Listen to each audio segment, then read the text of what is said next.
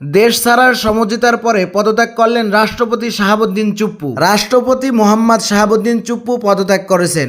একাধিক রাজনৈতিক সূত্রের দাবি, বিএনপির সঙ্গে একটি সমঝোতার ভিত্তিতেই তিনি এই সিদ্ধান্ত নেন। ওই সমঝোতা অনুযায়ী পদত্যাগের পর তিনি যে কোনো বাধা ছাড়াই দেশ ত্যাগ করতে পারবেন, এ বিষয়ে তিনি আশ্বাস পান। সূত্রগুলো জানায়, বিএনপি শুধু সংবিধানের 51 অনুচ্ছেদের আওতায় রাষ্ট্রপতি হিসেবে নেওয়া সিদ্ধান্তগুলোর জন্য তার বিরুদ্ধে কোনো পদক্ষেপ না নেওয়ার বিষয়ে সম্মত হয়েছে। তবে রাষ্ট্রপতি হওয়ার আগে তার বিরুদ্ধে থাকা কোনো মামলা বা বিতর্কের দায় নিতে দলটি রাজি নয়। বিএনপি নেতাদের মতে, আওয়ামী লীগ সরকারের আমলে নির্বাচিত হওয়ায় শাহাবুদ্দিনের দ্রুত দেশ ত্যাগ করাই নিরাপদ। পদত্যাগের পর গণমাধ্যমকে তিনি নিজেও জানান, শারীরিকভাবে কিছুটা সুস্থ হলেও 10 থেকে 12 দিনের মধ্যে বিদেশে যাবেন। এদিকে বিএনপির মহাসচিব মির্জা ফখরুল ইসলাম আলমগীর এ বিষয়ে মন্তব্য করে অস্বীকৃতি জানিয়ে বলেন, আগামী 90 দিনের মধ্যে সংসদে নতুন রাষ্ট্রপতি নির্বাচিত হবে। রাষ্ট্রপতি শাহাবুদ্দিনের পদত্যাগ এবং এ সংক্রান্ত সমঝোতার বিষয়টি জামাত ইসলামের কয়েকজন নেতাও আগেই জানতেন।